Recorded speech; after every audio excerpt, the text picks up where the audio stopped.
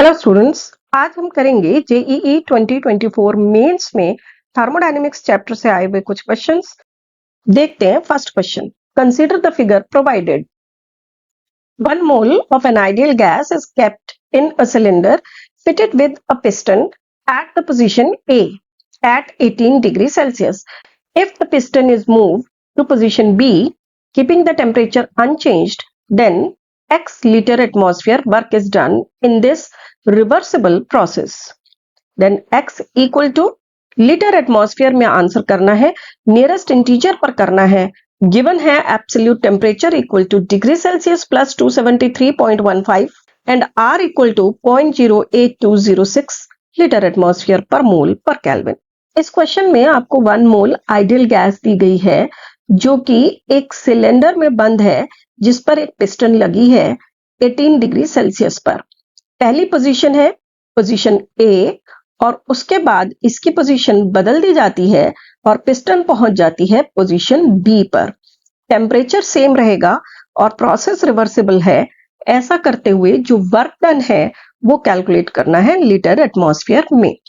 Picture को ठीक से देख लेते हैं। पहले शुरू में पिस्टन है पोजीशन ए पर और ये जो वॉल्यूम है वो है 10 लीटर। इसका मतलब initial volume means V1 will be equal to 10 litres.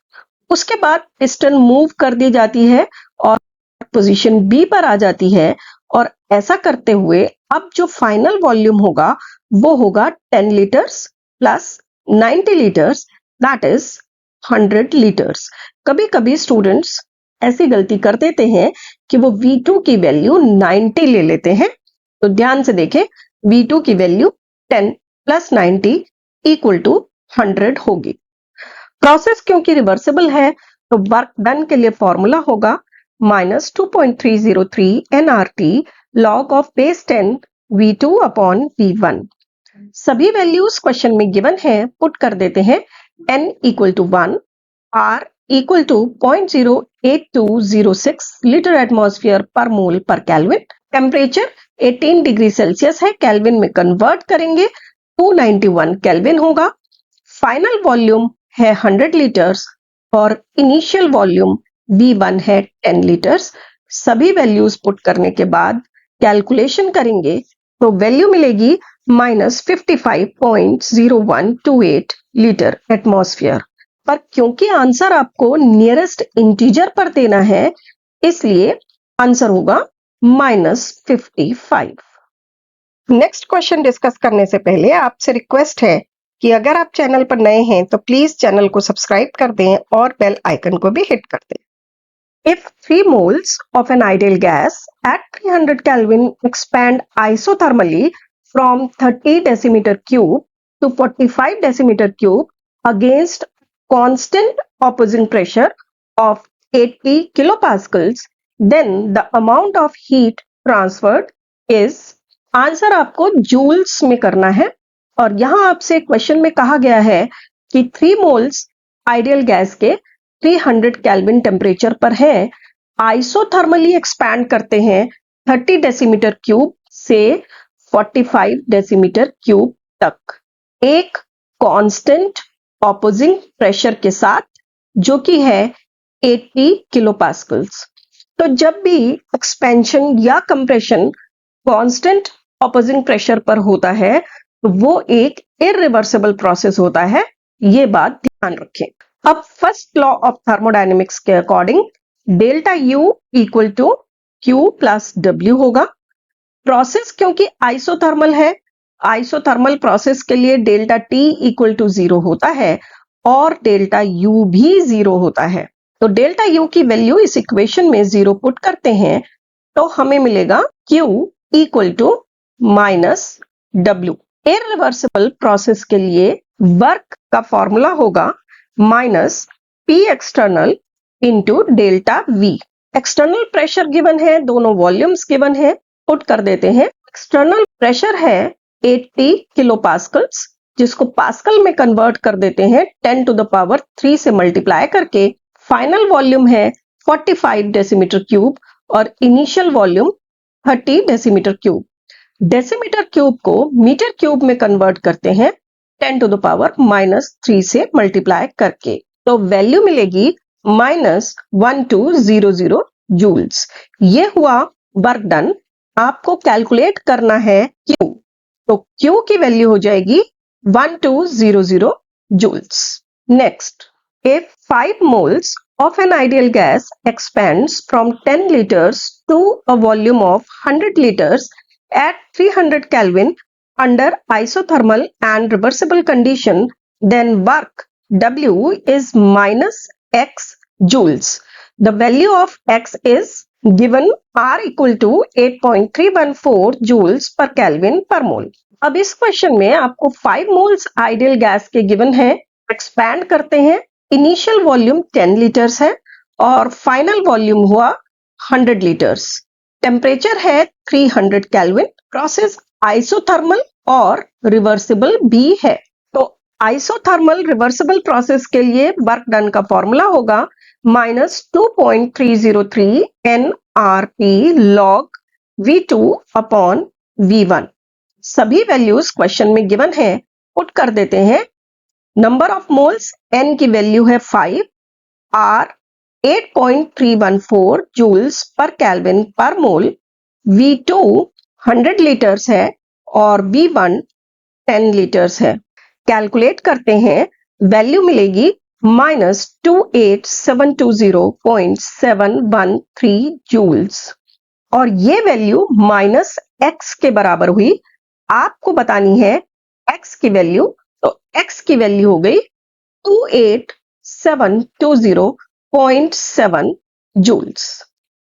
For a certain reaction at 300 Kelvin, K is equal to 10.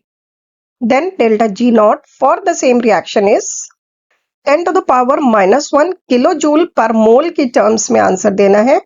R given है 8.314 joules per Kelvin per mole।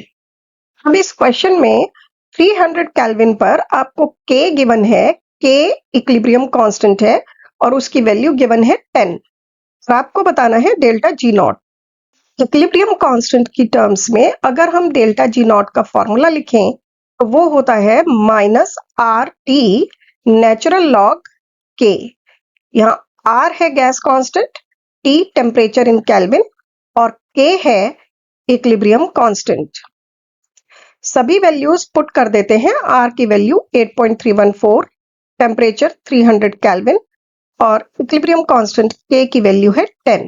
Natural log को बेस 10 में convert करने के लिए 2.303 से multiply करेंगे तो ये एक्सप्रेशन मिलेगी। सॉल्व कर लेते हैं तो हमें वैल्यू मिल जाएगी 5744.14 जूल पर मोल।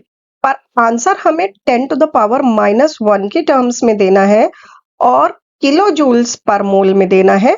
तो इसको रीअरेंज करते हैं, वैल्यू मिलेगी 57.44 into 10 to the power -1 kilo joules per mole. Answer हुआ 57.44। For the reaction at 298 Kelvin, 2A plus B gives C. Delta H equal to 400 kilojoules per mole and delta S equal to 0.2 kilojoules per mole per Kelvin. The reaction will become spontaneous. above Kelvin में answer देना है। यहाँ आपको 298 kelvin पर एक reaction given है 2A plus B gives C। इस reaction का डेल्टा H गिवन है और डेल्टा S भी गिवन है।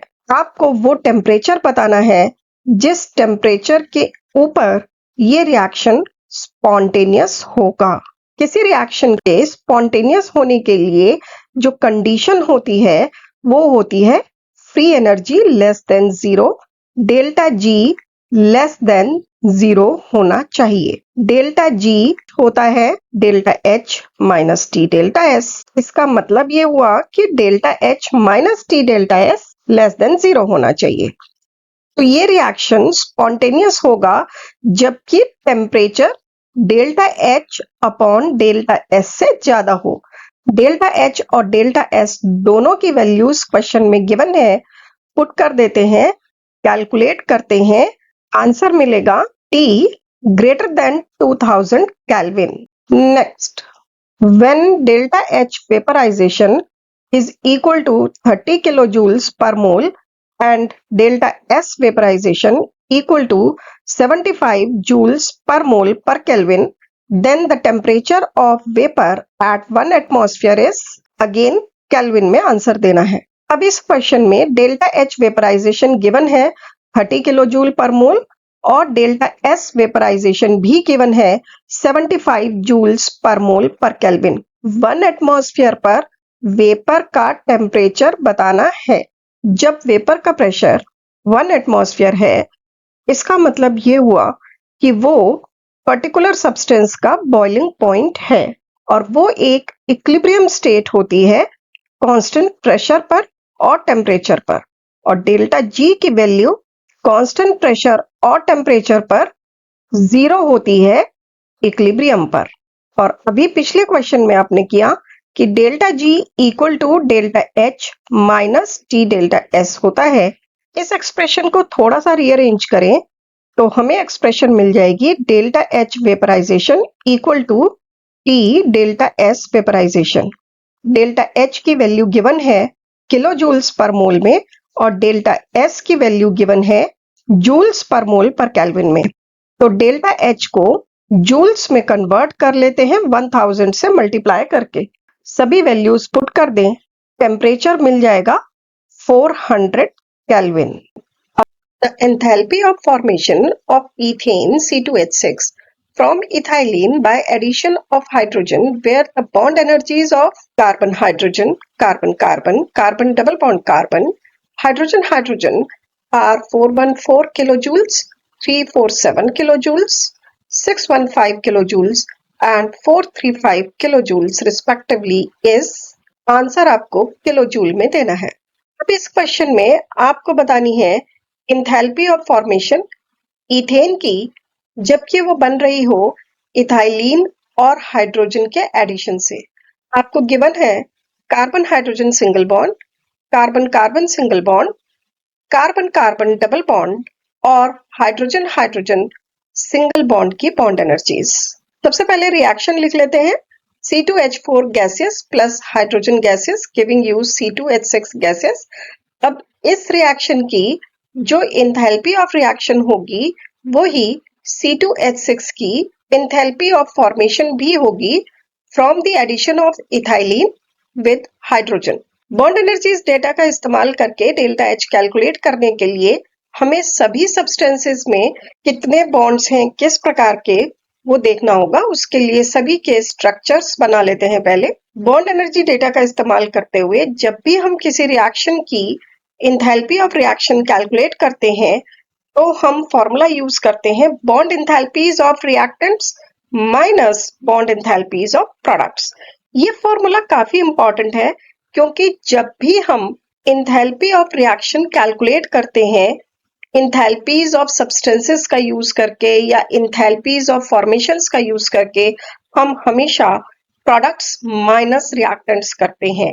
लेकिन बॉन्ड एनर्जीज से जब हम डेल्टा एच रिएक्शन कैलकुलेट करेंगे तब रिएक्टेंट्स माइनस प्रोडक्ट्स करते हैं। ये बात हमेशा ध्यान रखें। इथाइलिन में एक कार्बन कार्बन डबल बॉन्ड और 4 कार्बन हाइड्रोजन सिंगल बॉन्ड्स हैं। हाइड्रोजन में एक हाइड्रोजन हाइड्रोजन सिंगल बॉन्ड और इथेन में एक कार्बन कार्बन सिंगल बॉन्ड और 6 कार्बन हाइड्रोजन सिंगल बॉन्ड्स हैं। तो हम इन सभी बॉन्ड्स की बॉन्ड एनर्जीज यूज करेंगे।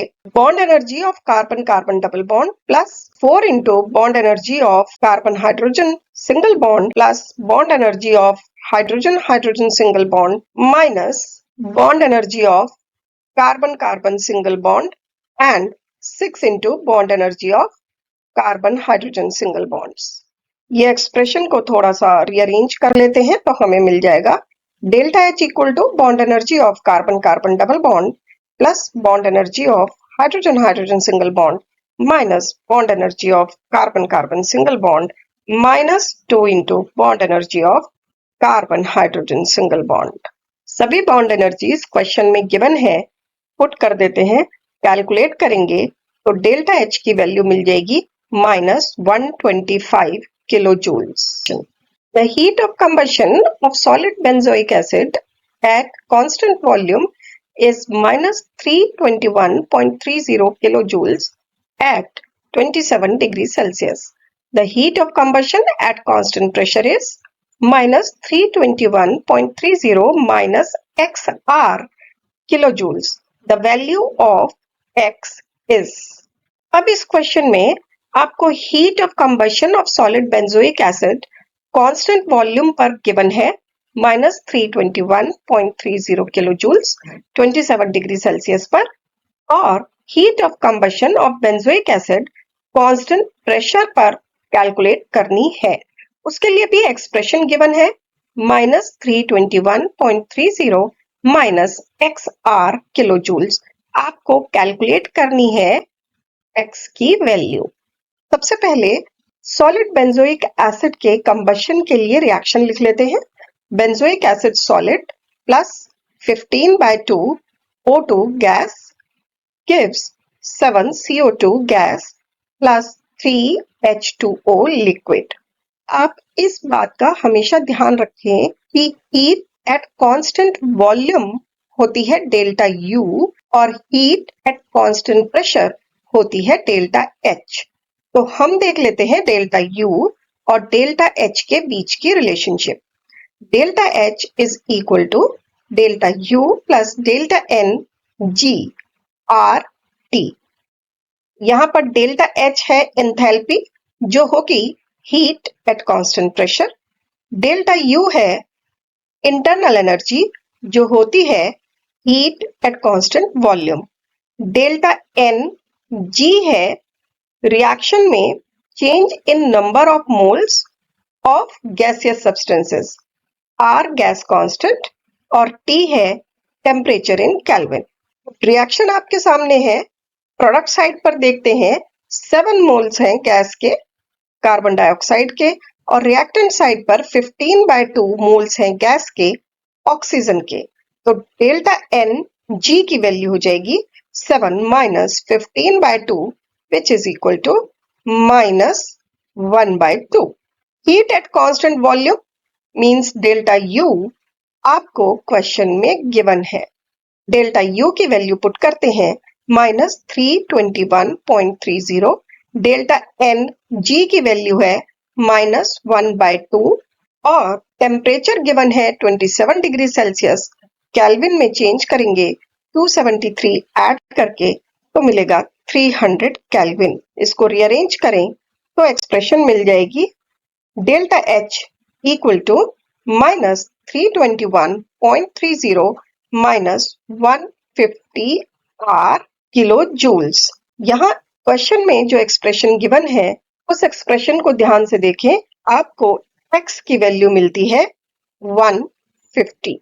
Next, the heat of solution of anhydrous copper sulfate and copper sulfate 5H2O are minus 70 kilojoules per mole and plus 12 kilojoules per mole respectively. The heat of hydration of copper sulfate to copper sulfate 5H2O is minus X kilojoules.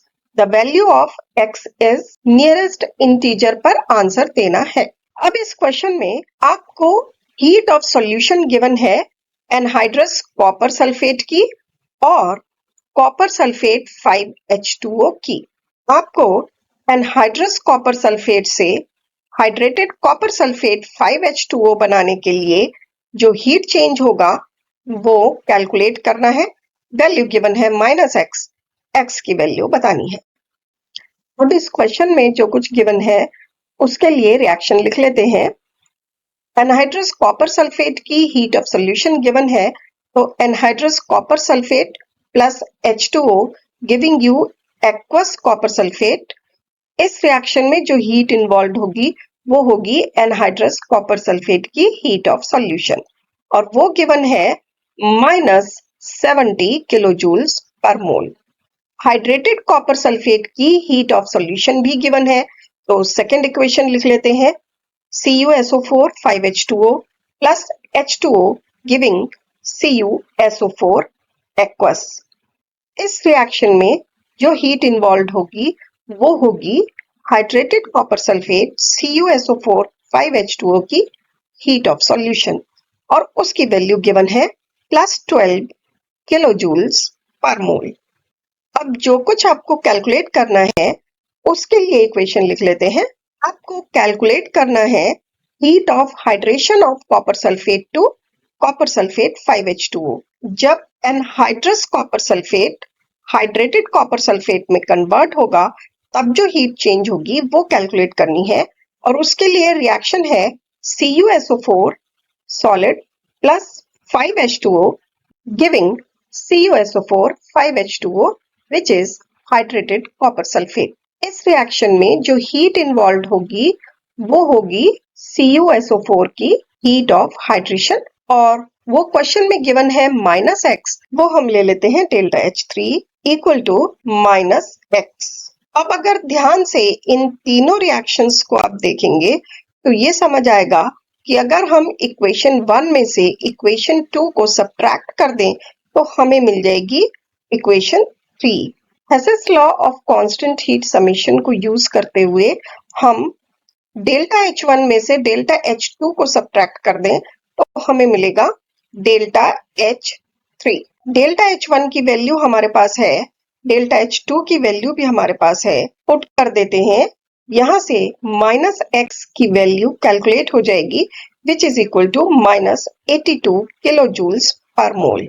हमें बतानी है x की value, तो x की value हुई 82। For a certain thermochemical reaction, M gives N at T equal to 400 Kelvin, delta H naught equal to 77.2 kilojoules per mole, delta S naught equal to 122 joules per Kelvin, log equilibrium constant, log K is 10 to the power -1 की terms में answer देना है। इस question में आपको एक thermochemical reaction दी हुई है M giving N, temperature given है 400 केल्विन, स्टैंडर्ड एंथैल्पी गिवन है 77.2 kilo joules per mole, standard entropy change भी गिवन है 122 joules per kelvin. Log of equilibrium constant की वैल्यू बतानी है। थर्मोकेमिकल डेटा का यूज करके जब हम इक्विलिब्रियम कांस्टेंट कैलकुलेट करते हैं तो फॉर्मूला यूज करते हैं delta G nought equal to -2.303 RT log K। यहाँ डेल्टा G नॉट है standard free energy change, R gas constant, T temperature in kelvin और K इक्विलिब्रियम कांस्टेंट। और डेल्टा G नॉट कैलकुलेट करने के लिए formula होगा delta H nought minus T delta S nought. Delta H nought, T और delta S nought इन सभी की वैल्यूज क्वेश्चन में गिवन है, पुट कर देते हैं। डेल्टा H नॉट क्योंकि किलो जूल्स में गिवन है इसलिए उसे जूल्स में कन्वर्ट कर लेंगे पहले 10 to the power 3 से मल्टीप्लाई करके। सॉल्व करेंगे तो डेल्टा G नॉट की वैल्यू मिल जाएगी 28400 जूल्स। अब डेल्टा G नॉट की वैल्यू इस इक्वेशन में पुट करेंगे, हमें मिलेगा 28400 इक्वल टू -2.303, R की वैल्यू 8.314 और टेम्परेचर है 400 केल्विन। लॉग ऑफ K की वैल्यू कैलकुलेट हो जाएगी -3.708। 10 to the power -1 के टर्म्स में चेंज करेंगे इसको तो हमें वैल्यू मिलेगी -37.08 इंटू 10 to the power -1। तो आंसर हुआ -37.08। When equal volume of 1 molar HCl and 1 molar H2SO4 are separately neutralized by excess volume of 1 molar NaOH solution, X and Y kilojoule of heat is liberated respectively. The value of Y by X is, अब इस question में आपको दो solutions given है, 1 molar HCl और 1 molar H2SO4। दोनों को ही 1 molar NaOH solution के साथ न्यूट्रलाइज किया गया। कंप्लीट न्यूट्रलाइजेशन पर HCl के साथ x kilo joules heat liberate हुई और H2SO4 के साथ y kilo joule heat liberate हुई। आपको बतानी है y डिवाइडेड बाय x की वैल्यू। अगर हम HCl की बात करें, HCl के 1 मोल से 1 मोल H+ आयन मिलेगा, तो 1 मोल H+ आयन 1 मोल OH- आयन के साथ रिएक्ट होगा H2O बनाने के लिए, और 1 मोल H+ आयंस के न्यूट्रलाइजेशन पर जो हीट लिबरेट हुई है वो है x किलोजूल्स। अगर हम बात H2SO4 की करें, H2SO4 के 1 मोल में 2 मोल्स H+ होंगे, 2 मोल्स H+, 2 मोल्स OH- के साथ रिएक्ट होंगे। इस रिएक्शन में जो हीट लिबरेट होगी वो होगी y किलोजूल। अब इक्वेशन 2 और इक्वेशन 1 दोनों को ध्यान से देखें तो हमें समझ आएगा कि equation 2 is equal to 2 multiplied by equation 1। इसका मतलब इक्वेशन 2 में जो हीट लिबरेट होगी वो होगी इक्वेशन 1 में लिबरेटेड हीट का double. Heat liberated in equation 2 will be equal to 2 into heat liberated in equation 1, that is 2x। और इक्वेशन 2 में जो हीट लिबरेट हुई है वो है y के बराबर, तो 2x will be equal to y, hence y by x is equal to 2। Next, standard enthalpy of vaporization for CCl4 is 30.5 kilojoules per mole. Heat required for vaporization of 284 grams of CCl4 at constant temperature is, answer देना है किलोजूल्स में। Given molar mass in gram per moles, carbon equal to 12, chlorine equal to 35.5।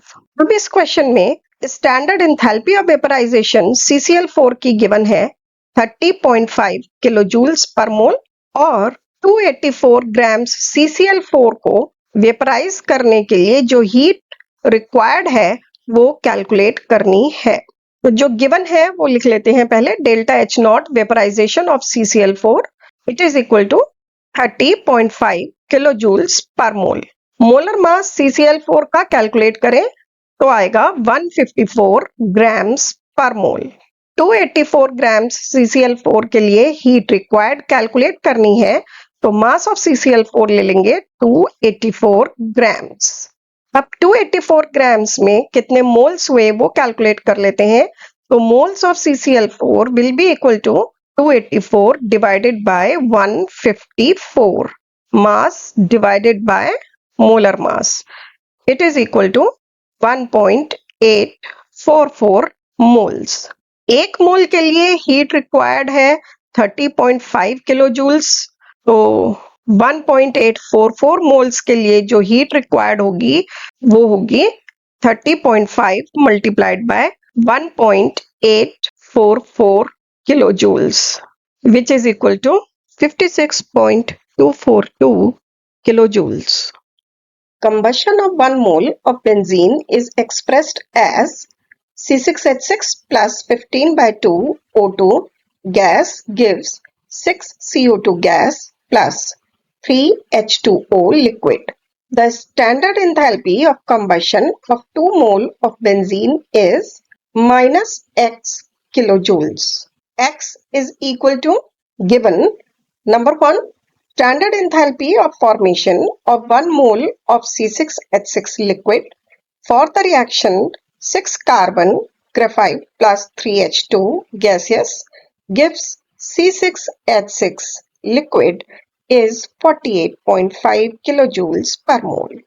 Number 2, standard enthalpy of formation of 1 mole of CO2 gas for the reaction carbon graphite plus O2 gas gives CO2 gas is minus 393.5 kilojoules per mole.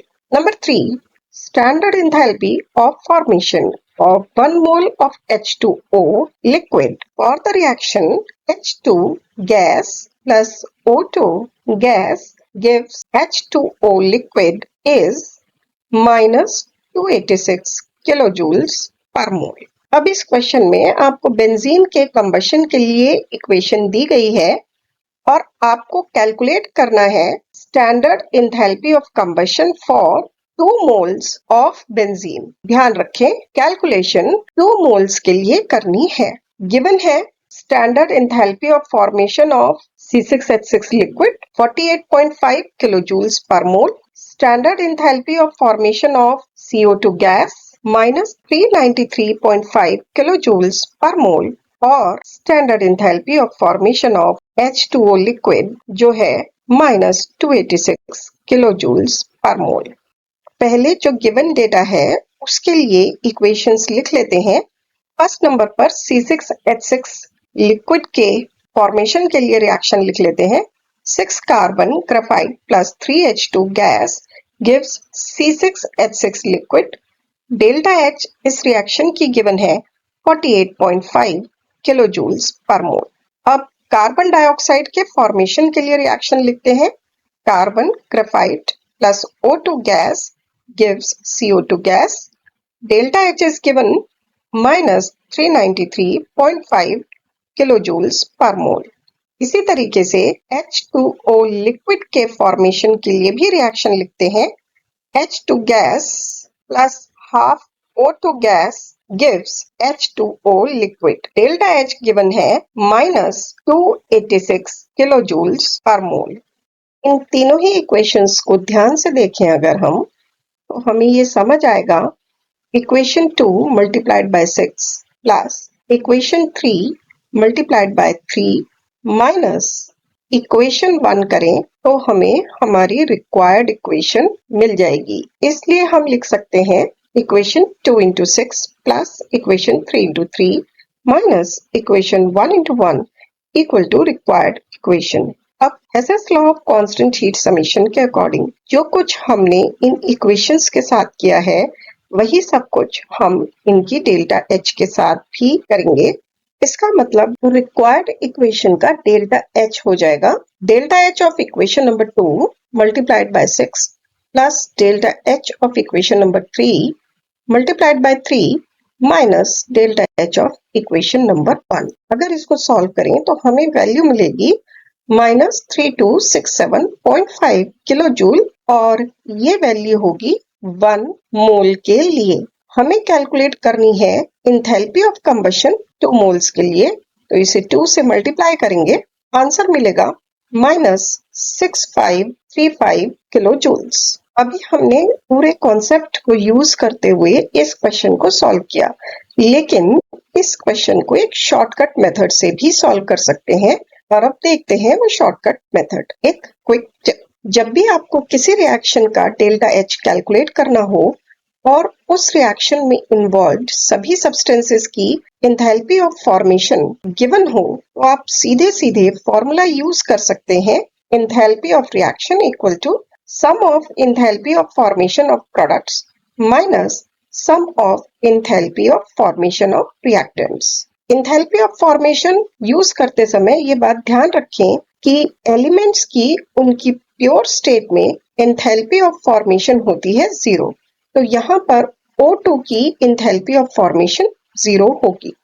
बाकी सभी substances की enthalpy of formations given है, values put कर देते हैं तो delta H इस reaction की आ जाएगी 6 into enthalpy of formation of carbon dioxide plus 3 into enthalpy of formation of H2O minus enthalpy of formation of C6H6. That will be equal to minus 3267.5 kilojoules और ये value 1 mole के लिए है। 2 moles के लिए multiply करना होगा 2 से, वैल्यू मिलेगी minus 6535 kilojoules। ये वैल्यू माइनस एक्स के बराबर है, इसलिए एक्स की वैल्यू हो जाएगी 6535 किलोजूल्स। नेक्स्ट क्वेश्चन डिस्कस करने से पहले आपसे रिक्वेस्ट है कि अगर आप चैनल पर नए हैं तो प्लीज चैनल को सब्सक्राइब कर दें और बेल आइकन को भी हिट कर दें। चलते हैं नेक्स्ट क्वेश्चन पर। 2 reactions are given below. 2Fe solid plus 3/2 O2 gas gives Fe2O3 solid. Delta H naught equal to minus 822 kilojoules per mole. Second reaction is carbon solid plus half O2 gas gives CO gas and delta H naught for this reaction is minus 110 kilojoules per mole. Then enthalpy change for following reaction is, reaction है 3 carbon solid plus Fe2O3 solid gives 2Fe solid plus 3CO gas. अब इस question में आपको एक reaction given है, उसकी delta H not भी given है -822 किलो जूल्स पर मोल, और एक और रिएक्शन गिवन है, उसकी भी डेल्टा H नॉट गिवन है। इस डेटा को यूज करते हुए आपको एक और रिएक्शन का एंथैल्पी चेंज कैलकुलेट करना है। 3 carbon solid plus Fe2O3 solid gives 2Fe solid plus 3CO gas. इन तीनों रिएक्शंस को नंबर कर लेते हैं पहले, नंबर 1, नंबर 2 एंड नंबर 3। अब आपको इक्वेशन नंबर 3 के लिए डेल्टा H कैलकुलेट करना है। अगर हम इक्वेशन नंबर 1 और इक्वेशन नंबर 2 को ध्यान से देखें तो हमें समझ आएगा कि 3 multiplied by equation number 2 minus equation number 1 से हमें इक्वेशन नंबर 3 मिल जाएगी। तो again Hess's law of constant heat summation का इस्तेमाल करते हुए जो कुछ हम इन इक्वेशंस के साथ करेंगे वही इनके डेल्टा H के लिए भी करेंगे। तो delta H for equation number 3 will be equal to 3 multiplied by delta H of equation number 2 minus delta H for equation number 1. ये सभी वैल्यूज पुट कर देते हैं। 3 मल्टीप्लाइड बाय -110 -822 कैलकुलेट करें, वैल्यू मिलेगी 492 kilo joules per mole. Choose the correct option for free expansion of an ideal gas under adiabatic condition from the following. Q, delta T और W की value के लिए 4 options given है, correct answer बताना है। For adiabatic process Q equal to 0 होता है। By definition adiabatic process हम उस प्रोसेस को कहते हैं जिसमें कोई हीट एक्सचेंज ना हो। क्वेश्चन में आपसे एडियाबेटिक प्रोसेस के साथ साथ फ्री एक्सपेंशन की भी बात की गई है। फ्री एक्सपेंशन का मतलब हुआ कि हम एक्सपेंशन कर रहे हैं वैक्यूम में, मींस जब एक्सटर्नल प्रेशर 0 हो। तो for free expansion external pressure is equal to 0। ये आपको पता ही है कि work done equal to minus P external delta V होगा, और क्योंकि P एक्सटर्नल फ्री एक्सपेंशन के लिए 0 है तो वर्क डन भी फ्री एक्सपेंशन के लिए 0 होगा। According to first law of thermodynamics delta U equal to Q plus W होता है, जहां डेल्टा U है internal energy, Q heat exchange और W वर्क डन। तो हम बात कर चुके हैं कि Q इक्वल टू 0 है और W भी इक्वल टू 0 है, इसलिए Q plus W that is delta U 0 होगा। और डेल्टा U का फॉर्मूला होता है CV डेल्टा T, जहां CV है molar heat capacity at constant volume. Delta U 0 है और मोलर हीट कैपेसिटी 0 नहीं होती है, इसलिए डेल्टा T की वैल्यू भी 0 होगी। अब हम ये कह सकते हैं कि during free expansion of an ideal gas under adiabatic condition Q equal to 0, delta T equal to 0 और W इक्वल टू 0 होगा। इसलिए करेक्ट आंसर होगा fourth option. Which of the following is not correct? Delta G is negative for a spontaneous reaction. Delta G is positive for a spontaneous reaction. Delta G is 0 for a reversible reaction. And delta G is positive for a non-spontaneous reaction. Actually, delta G gives a criteria for spontaneity, constant pressure and temperature. Delta G की value से हमें यह पता लगता है कि कोई reaction spontaneous होगा, नॉन स्पॉन्टेनियस होगा या इक्विलिब्रियम पर होगा। If delta G is negative, that is less than 0, the process is spontaneous. तो इसका मतलब ये हुआ कि फर्स्ट ऑप्शन में जो स्टेटमेंट दी गई है वो एक करेक्ट स्टेटमेंट है। If delta G is positive, that is greater than 0, the process is non-spontaneous. इसका मतलब ये हुआ कि ऑप्शन 4 की स्टेटमेंट एक करेक्ट स्टेटमेंट है, लेकिन ऑप्शन 2 की स्टेटमेंट एक इनकरेक्ट स्टेटमेंट हुई। If delta G is 0 then reaction is at equilibrium. अगर रिएक्शन इक्विलिब्रियम पर है तो डेल्टा जी की वैल्यू 0 होगी और इक्विलिब्रियम अटेन होता है सिर्फ रिवर्सिबल रिएक्शन में। इसलिए हम ये कह सकते हैं कि ऑप्शन नंबर 3 में जो स्टेटमेंट दी गई है वो भी एक करेक्ट स्टेटमेंट है। अब आप क्वेश्चन को ध्यान से देखें, उसमें आपसे ये पूछा गया है कि which of the following is not correct. एक इनकरेक्ट स्टेटमेंट बतानी है और इन चारों ऑप्शंस में से जो सेकंड ऑप्शन है वो एक इनकरेक्ट स्टेटमेंट है, इसलिए आंसर होगा 2। Given below are two statements. One is labeled as assertion A and the other is labeled as reason R. ऐसे क्वेश्चंस में आपको assertion A और reason R दोनों स्टेटमेंट्स को देखना होता है कि कौन सी स्टेटमेंट करेक्ट है और कौन सी स्टेटमेंट करेक्ट नहीं है। पहले हम देख लेते हैं assertion A.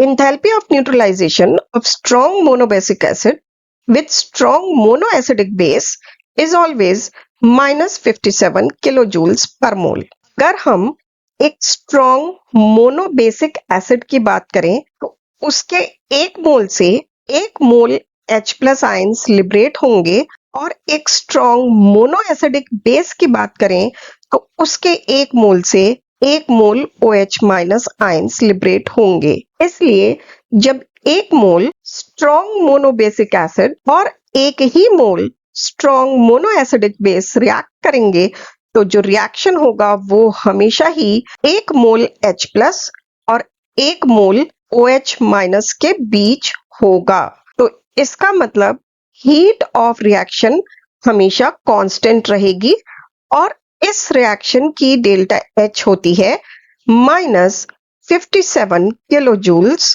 पर मोल। इसलिए assertion A एक करेक्ट स्टेटमेंट होती है।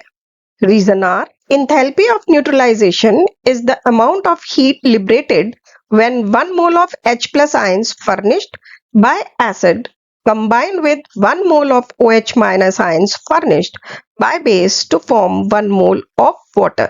Enthalpy of neutralization की definition के according 1 mole H+ ions और 1 mole OH- ions के बीच जब रिएक्शन होगा अब जो हीट लिबरेट होगी वो होगी इंथैल्पी ऑफ न्यूट्रलाइजेशन। और इसीलिए एक स्ट्रॉन्ग मोनोबेसिक एसिड और एक स्ट्रॉन्ग मोनो एसिडिक बेस के बीच जब रिएक्शन होता है तो इंथैल्पी ऑफ न्यूट्रलाइजेशन होती है हमेशा एक कांस्टेंट वैल्यू और वो कांस्टेंट वैल्यू है 57 किलोजूल्स per mole.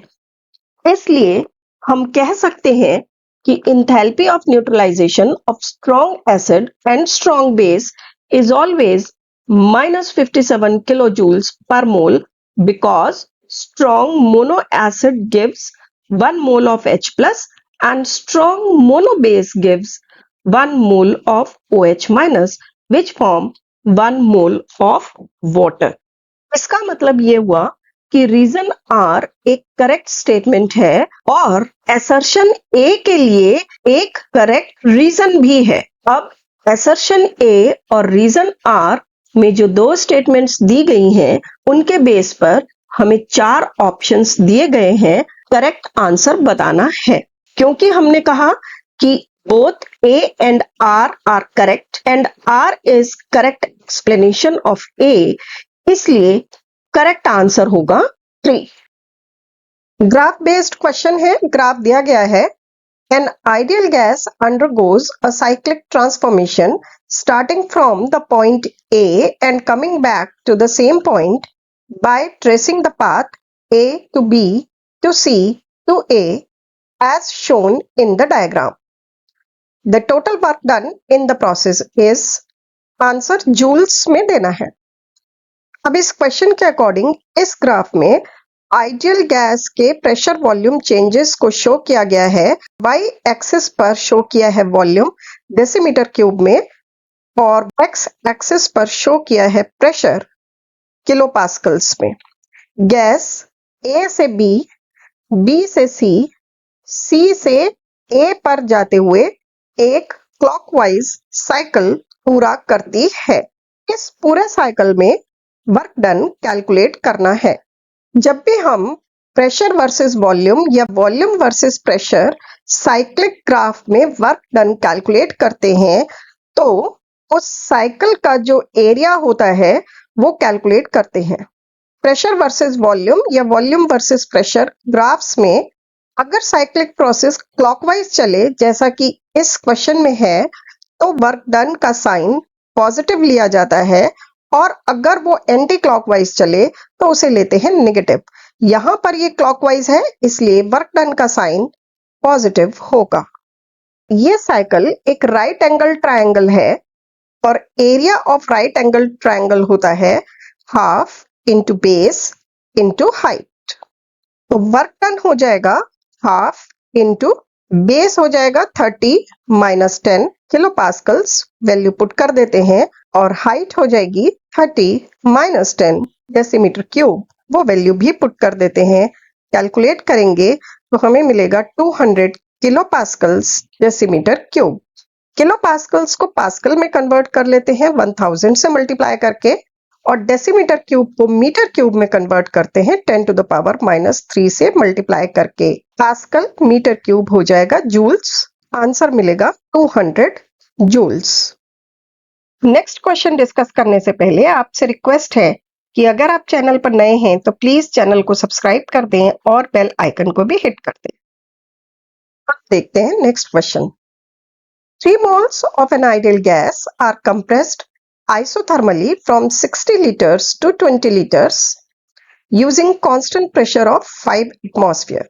Heat exchange for the compression is minus liter atmosphere में आंसर देना है। अब इस क्वेश्चन में आपसे कहा गया है कि 3 moles है आइडियल गैस के, आइसोथर्मल कंप्रेशन करते हैं, वॉल्यूम 60 लीटर से 20 लीटर पर चला जाता है और ये कंप्रेशन किया जा रहा है using constant external pressure of 5 atmosphere. और इस प्रोसेस में आपको कैलकुलेट करना है हीट चेंज।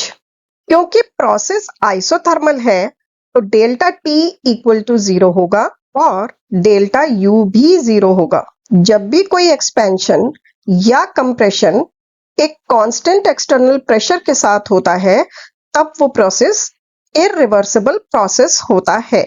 यहां पर भी कांस्टेंट एक्सटर्नल प्रेशर यूज हुआ है 5 एटमॉस्फेयर, इसलिए ये प्रोसेस भी इरिवर्सिबल प्रोसेस होगा। और आइसोथर्मल इरिवर्सिबल प्रोसेस के लिए वर्क का फॉर्मूला होता है minus P external into delta V. First law of thermodynamics के अकॉर्डिंग क्योंकि delta U equal to Q plus W होता है और डेल्टा U है यहाँ 0, इसलिए Q will be equal to minus W। W calculate करते हैं and W will be equal to minus P external delta V and delta V will be equal to V2 minus V1। Values put कर देते हैं।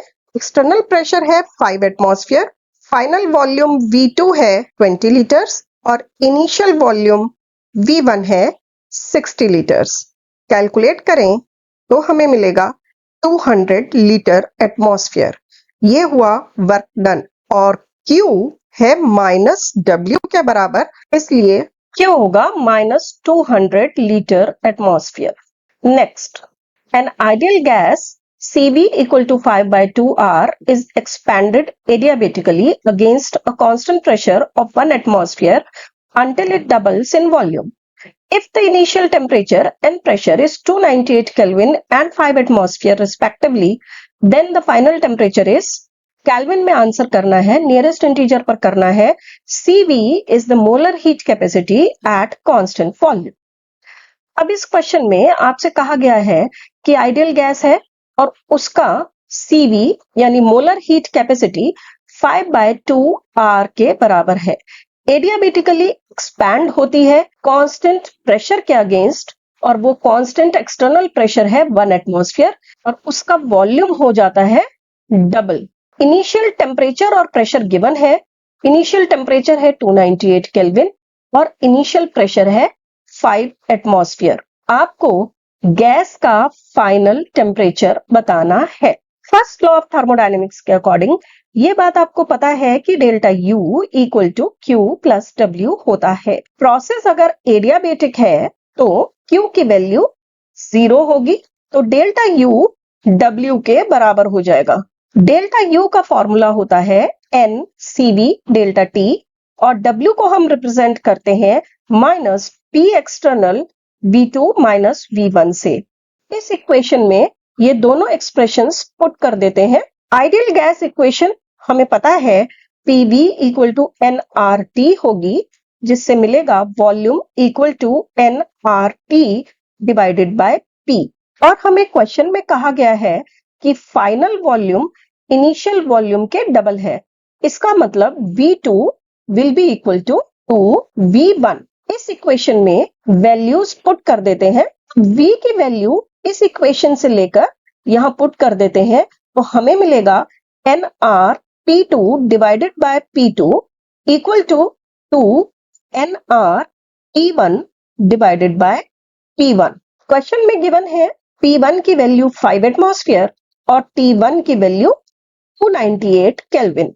P1 और T1 दोनों की values इस equation में पुट कर देते हैं। हमें मिलेगा P2 equal to 5 T2 divided by 2 into 298। इस इक्वेशन में सभी वैल्यूज पुट कर देते हैं। CV की वैल्यू क्वेश्चन में गिवन है 5/2R। एक्सटर्नल प्रेशर भी क्वेश्चन में गिवन है 1 एटमॉस्फेयर। V2 है nRT2 divided by P2। V1 है nRT1 डिवाइडेड बाय P1। तो ये सभी वैल्यूज इस इक्वेशन में पुट कर देंगे, हमें मिलेगी एक नई equation n 5/2R T2 minus T1 equal to minus 1 nRT2 divided by P2 minus nRT1 divided by P1। इस इक्वेशन में यहां से P1, T1 और P2 की वैल्यूज पुट करते हैं। P2 की वैल्यू मिल जाएगी 274.16 केल्विन। आंसर क्योंकि नियरेस्ट इंटीजर पर देना है, इसलिए आंसर होगा 274। अगर आपको ठीक से समझ आया है तो प्लीज लाइक करें, शेयर करें। चैनल पर नए हैं तो सब्सक्राइब भी कर दें और बेल आइकन भी हिट कर दें। देखते रहें Namita chemistry classes. Bye bye.